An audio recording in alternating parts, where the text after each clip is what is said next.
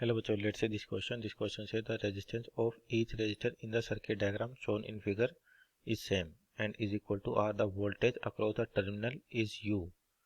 तो अपने को यहाँ पर बताना है कि सभी का रेजिस्टेंस कितना है, R है आपके पास, और ये वोल्टेज कितना U दे रखा है, इसकी वैल्यू बतानी कितनी आएगी। तो पहले तो यहाँ पर बात करें, तो इसके की कॉन्सेप्ट की बात करें तो आपका की कॉन्सेप्ट क्या होगा यहाँ पे, की कॉन्सेप्ट।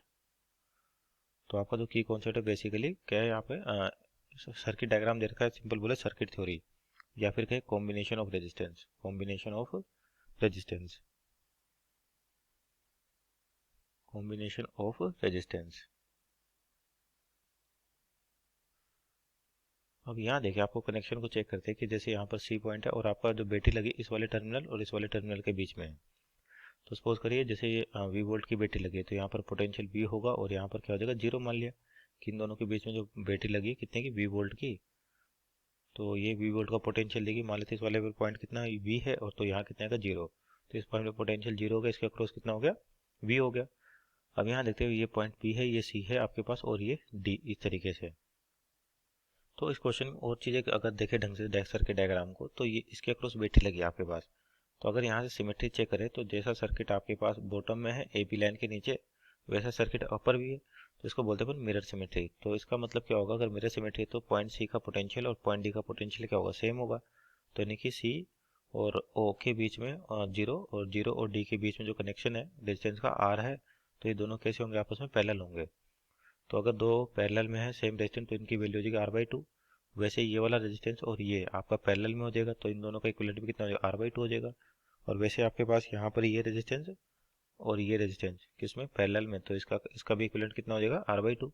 तो यानी कि सर्किट डायग्राम को अपन कैसे बना सकते हैं, सिंपल, कि जैसे एक रेजिस्टेंस आपके पास यहाँ पर है और एक रेजिस्टेंस इस तरीके से, तो इन दोनों के बीच में ये जो रेजिस्टेंस आया आपके पास, ये कितना हो जाएगा, R/2 हो जाएगा।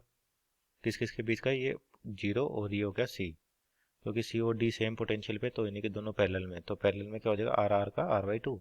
उसी तरीके से इस वाले आर का भी कितना हो जाएगा, R/2, यानी कि इसको भी लिखे अपन तो कितना हो जाएगा, R/2। और उसी प्रकार से यहाँ पर वी और सी के बीच में देखें तो ये दोनों भी किसमें, पैरेलल में, तो ये भी कितना हो जाएगा आपके पास, सिंपल R/2। तो ये भी हो गया R/2, ये हो गया R/2, ये आर है आपके पास और ये आर है, और बैटरी आपकी यहाँ पर जुड़ी इस तरीके से वी वोल्ट की, यानी कि यहाँ पर वी वोल्ट है और यहाँ पे जीरो। तो अब देखिए यहाँ पर जो ये रेजिस्टेंस होगा R/2 और R, ये सीरीज में हो गए, फिर वापस ये आपस में किसमें जाएंगे, दोनों पैरेलल में। तो यानी कि इसके अक्रॉस इक्विवेलेंट निकालें तो R/2 प्लस R, तो ये दोनों सीरीज में यानी कि 3R/2, और 3R/2 और R/2 किसमें, पैरेलल में। तो इनका मान लीजिए R इक्विवेलेंट लिखे अपन, R इक्विवेलेंट 1 लिख दें, तो R/2 प्लस R, इसका कितना हो जाएगा, 3R/2। इन दोनों कितना हो जाएगा इक्विवेलेंट, 3R/2।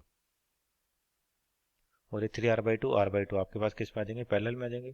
तो इनका इक्विवेलेंट 1 निकाले तो क्या होता है, पैरेलल में अगर दो रेजिस्टेंस होते हैं तो फार्मूला R1R2/R1 प्लस R2, यानी कि R1 का मतलब 3R/2 into R/2 divide by 3R/2 plus R/2। तो ये कितना हो जाएगा आपके पास, यहाँ पे 4R/2 यानी कि 2R। तो ये 2R और ये तो ऊपर हो जाएगा आपके पास 3R² बाई 4, तो एक R से R कैंसिल आउट हो जाएगा आपके पास। तो ये कितना बचेगा, सिंपल, ये हो गया 4 और ये 2 आएगा, तो आपके पास हो जाएगा 8, तो यानी कि सिंपल बचेगा 3R/8। तो ये तो हो गया आपके पास, यानी कि ये जो ब्रांच है यहाँ से यहाँ तक, ये जो ब्रांच हो जाएगी इसका इक्विवेलेंट कितना आ जाएगा, 3R/8 आ गया। अब 3R/8 और ये वाला रेजिस्टेंस R/2 आपस में किसमें होंगे, सीरीज में होंगे। अगर सर्किट डायग्राम को देखें इस तरीके से आपको ऐसा दिखेगा, ये तो हो गया R/2 और ये कितना R है आपके पास यहाँ पर, और इनका इक्विवेलेंट कितना आ गया आपके पास, 3R/8, और ये हो गया जीरो, और ये हो गया अपना V वोल्ट V।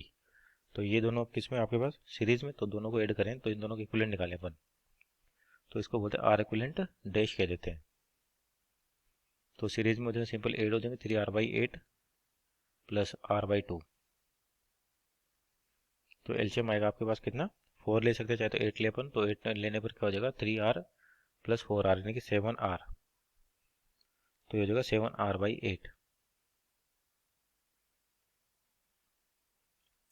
तो इन दोनों का आ गया अपने पास कितना इक्विवेलेंट, 7R/8। अब 7R/8 और ये R आपका किस में आ जाएगा, सीरीज में पैरेलल में आ जाएगा।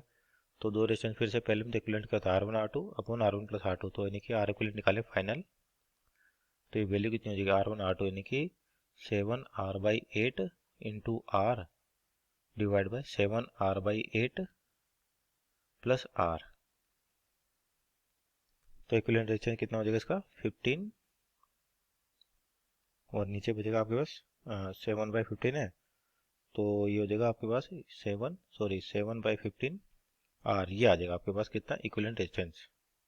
और आपको क्या दे रखा था कि पोटेंशियल दे रखा है टर्मिनल के अक्रॉस U। तो अगर मान लीजिए यू की वैल्यू इन टर्म्स ऑफ क्या निकाले अपन, करंट, और करंट की वैल्यू निकाले इन टर्म्स ऑफ यू और आर। तो आई क्या होता है आपके पास, सिंपल करंट की वैल्यू क्या होती है, पोटेंशियल अपॉन आर इक्विवेलेंट। तो पोटेंशियल दे रखा है यू और आर इक्विवेलेंट कितना 7R/15, तो 15 ऊपर चल जाएगा आपके पास। तो यानी कि बैटरी से जो करंट बाहर आएगा आई, इसकी वैल्यू होगी आपके पास 15U/7R। 7R, तो आपको जो पोटेंशियल V लिख रहे थे वो कितना दे रखा है, U दे रखा है। तो अगर करंट को in terms of U R लिखे तो आएगा 15U/7R। So this our final answer. Hope you understood well. Best of luck.